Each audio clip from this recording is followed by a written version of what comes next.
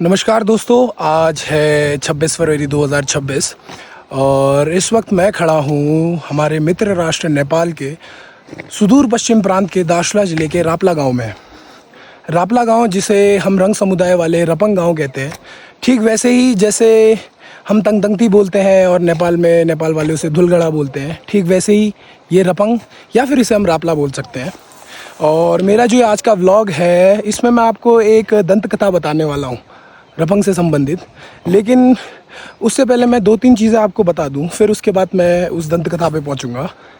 जैसे मैं व्यास घाटी से हूँ तो मैं ब्यंखोबा हुआ, वैसे ही जो हमारे भाई बंधु दरमा घाटी से हैं वो दरमानी हुए, और जो चौदास घाटी से है वो बंगबानी भाई लोग हुए। तो ठीक उसी प्रकार जो हमारे रंग समुदाय के लोग रापला में रहते हैं या फिर रपंग में रहते हैं, उन्हें हम थियाल कहते हैं। थियाल इसलिए क्योंकि कभी वो लोग थिन में रहा करते थे। थिन एक जगह है जहाँ पे वो खेती वगैरह किया करते थे। तो जो दंत कथा है इस थिन इलाके की, वो यहीं से शुरू होती है कि जब यहाँ रपंग के लोग थिन में अपनी खेती वगैरह किया करते थे, तो उस समय क्या था कि जैसे ही वो खेती करते थे तो उसके बाद जो उनके खेती करने वाले मवेशी हुआ करते थे या कोई भी हो, जैसे बैल हो या फिर कोई भी, तो उन्हें वो लोग जो है चट्टान से नीचे फेंक दिया करते थे खेती पूरी होने के बाद। वो इसलिए क्योंकि कहते हैं कि उस समय एक दैत्य था जो पशु बलि लेता था या फिर कभी कभी नर बलि लेता था। तो इस वजह से एक परंपरा थी कि चलो खेती कर ली तो उसके बाद जो बैल है अब उसको चट्टान से नीचे फेंक दिया जाए, उस दैत्य को बलि दे दी जाए। उस बलि का स्वरूप बदलता रहता था, कभी मानव बलि के रूप में या फिर कभी पशु बलि के रूप में। फिर कहते हैं कि उसके बाद एक लमा जी ने इस धरती पे अपना अवतार लिया। ठीक वैसे ही जैसे जब रावण के संहार के लिए भगवान ने श्री राम के रूप में जन्म लिया, ठीक उसी प्रकार कहते हैं कि हमारी घाटी में एक लामा जी आए। कुछ बताते हैं कि वो लामा जी हमारे बंगबा सिंह से थे, कुछ बोलते हैं कि बुद्धि के 3 लमा थे। खैर इसमें मेरी कोई पुष्टि नहीं है, लेकिन ये बताते हैं कि उन लमा जी ने उस दैत्य का संहार करने के लिए, संहार या फिर उसका समाधान करने के लिए क्या किया, उन्होंने सबसे पहले उनसे मित्रता करी। मित्रता करने के बाद उनकी जब खासी अच्छी मित्रता हो गई तो एक दिन लमा जी बोलते हैं उनसे कि चलो अब मैं किदंग की ओर जाता हूँ, किदंग की दिशा की ओर, और जब वहाँ से आऊँगा तो हम उसके बाद एक दावत करेंगे। दावत में सिर्फ हम 2 लोग होंगे और एक बहुत अच्छी दावत होगी। तो जैसा लमा जी बोलते हैं उसके बाद लमा जी वापस आते हैं, और जब वो दैत्य उनसे मिलता है तो उसके बाद वो दोनों एक तरीके की दावत करते हैं। तो लमा जी लक्षारोम कर रहे होते हैं, तो लक्षारोम को अब मैं हिंदी में कैसे बोलूं, तो उसी समय वो उस दैत्य को बोलते हैं कि जाओ और आप इस जो बकरी है इसका जो खोक्च है उसे आप धो के लाओ। तो लमा जी क्या करते हैं, उस खोक्च में नीचे से छोटे छोटे छेद कर देते हैं ताकि ये दैत्य उस खोक्च को धो के कभी उसमें पानी भर के ला ही ना सके। वो दैत्य बहुत ट्राई करता है, कभी अपने बालों को उखाड़ता है, फिर उन छेदों को भरने की कोशिश करके खोक्च में पानी भरने की कोशिश करता है, लेकिन अंततोगत्वा वो जो दैत्य है वो थक जाता है। तो लमा जी बोलते हैं, वहाँ पे आते हैं तो वो उनसे कहते हैं कि अब आप बहुत थक चुके हो, एक काम करो, आप ये लक्ष्य जो हमने रखा हुआ है उसे खा लो और आप टेस्ट करके बताओ कि ये कैसा है।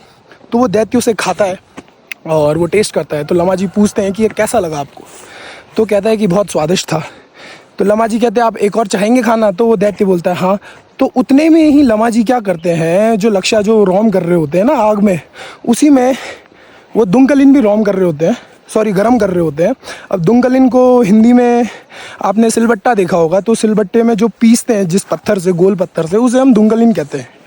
तो वो दुंगलिन को वो आग में गरम कर रहे होते हैं, और जैसे ही वो दोबारे उस स्वादिष्ट मांस के लिए वो जो दैत्य है वो लमा जी को बोलता है, तो लमा जी क्या करते हैं, उस गरम गरम दुंगलिन को उसके मुंह में डाल देते हैं, और उसके बाद कब्ज यानी चिमटा, जिसे अंग्रेजी में हम टोंग कहते हैं, उससे उसका मुंह बंद कर देते हैं।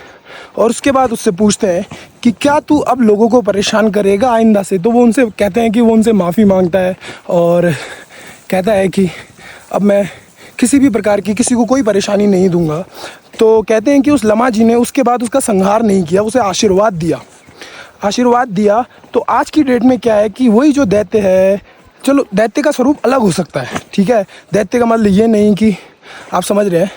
तो लमा जी के आशीर्वाद देने के बाद क्या हुआ कि उस दैत्य को आज की डेट में हम तंपा मंदिर में तंपा सह के नाम से पूछते हैं, और वही हमारे रक्षक है। रास्ते में हम जितने भी रंग लोग हैं, अक्सर जब ब्यास घाटी में अपने गांव की तरफ जाते तो हम तंपासय को पूछते हैं, तो कहते हैं कि ये तंपासय उसी समय दैत्य हुआ करते थे, लेकिन बाद में लमा जी के आशीर्वाद से एक दैत्य भी ईश्वर में बदल गया।